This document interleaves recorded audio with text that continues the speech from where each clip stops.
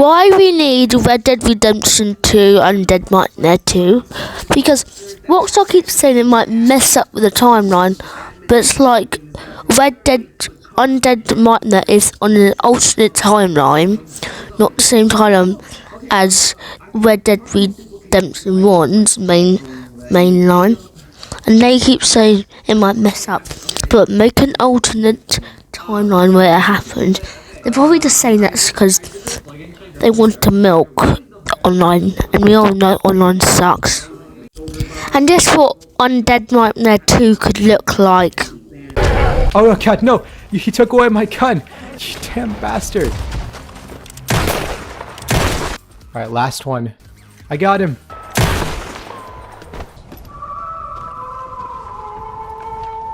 We did it! We saved the town of Blackwater. I'm not gonna lie. So we could start in like where the main outbreak happens in the main game in New Austin, not in that. But as Arthur Morgan, you go in there and save all those towns, and or it could spread out to the other bits where like St. Denis is. As you can tell by the map, the zombie apocalypse has officially started in the world of Red Dead Redemption 2. But the thing is, it hasn't really spread throughout the entire map yet. However, in New Austin and Blackwater, the zombies are absolutely tearing up the towns. So basically the objective is going to be to go down there and save every. So since the zombie outflux, happened by someone taking that mask, like Abraham Iris, but we possibly could have in this scenario with the O'Driscoll's going to Mexico and taking that, and they basically causing the zombie apocalypse in Red Dead Redemption 2. This is what could happen if Red Dead Redemption Undead Nightmare could happen.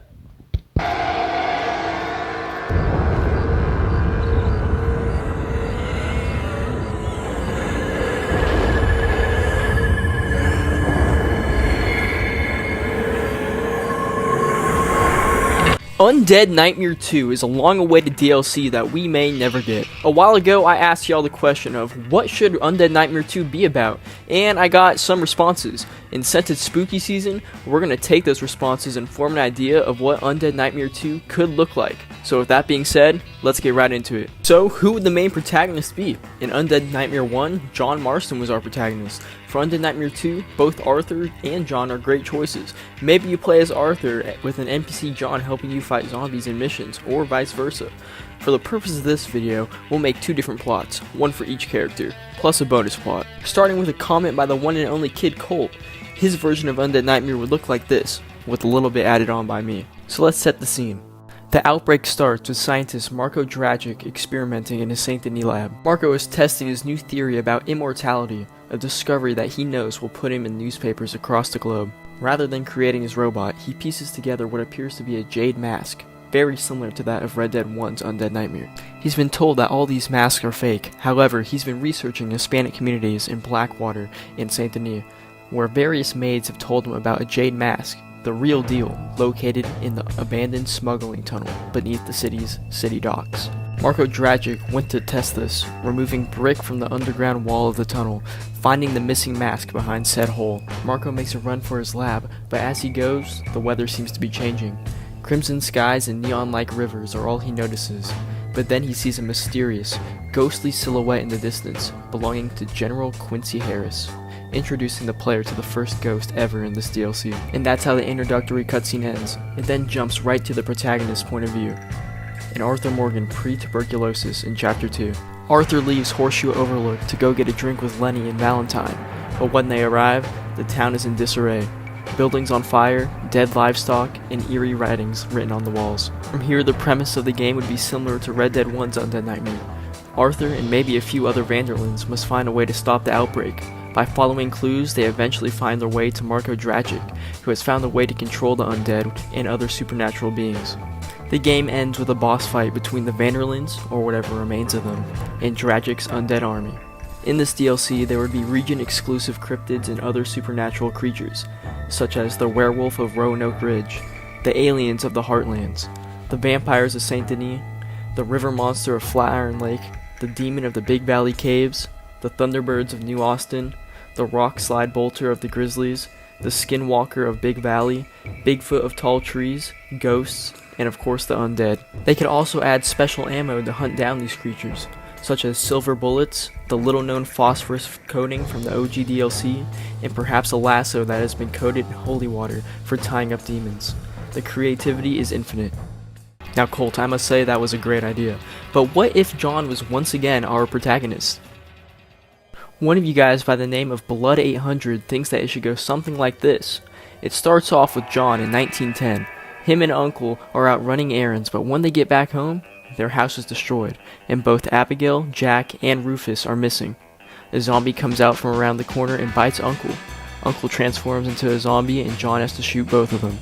So, John gets his stuff and starts looking for his family. He heads over to Valentine and finds the place burnt and destroyed. He asks the sheriff what happens, and he tells him that people came out of their graves. John instantly realizes what's happening. He rides over to Arthur's grave just to find it open and empty. So the rest of the game is John fighting zombies and looking for his family. The ending would be John finding Arthur at Braithwaite Manor, where he has to shoot his old friend. But at the last second, he gets bitten. He wakes up realizing it was a dream, so he goes out, hugs his family, and pets Rufus. I thought that was an interesting take on the idea of Undead Nightmare 2.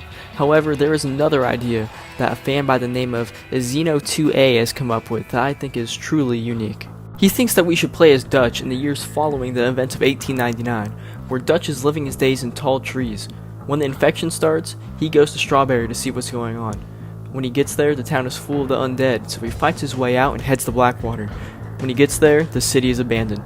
So he travels his way over to Saint Denis in search for an answer. Every place he stops through on the way has been overrun with the undead. When he finally gets to Saint Denis, it is a war zone. The US Army is all over trying to protect the city, but ultimately the city is a loss. He moves up to Annisburg, and then west again, where he runs into none other than Arthur Morgan. Dutch is shocked and at a loss for words. When Dutch is forced to put him down for a second time, he sees his son die again, which makes him depressed. So he heads back to Tall Trees. The end.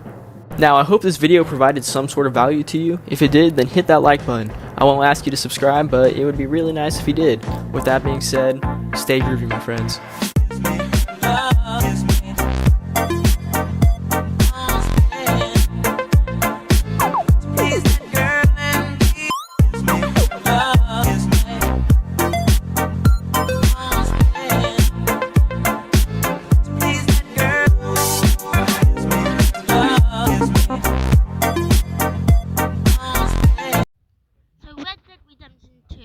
Longer than the 7 hours. Could be like the same amount as 20 hours. Same amount of time as Red Dead Redemption 1. Or even 60 hours. The same amount as Red Dead Redemption 2. So Rockstar, listen for our cries. Get rid of online. Get us Red Dead Redemption Undead Nightmare 2. You have been warned. If not, people are gonna buy it and make their own versions. And you can't copyright them. Get your shit together and it'll get you more money. So make us Red Dead Redemption 2 Undead Nightmare.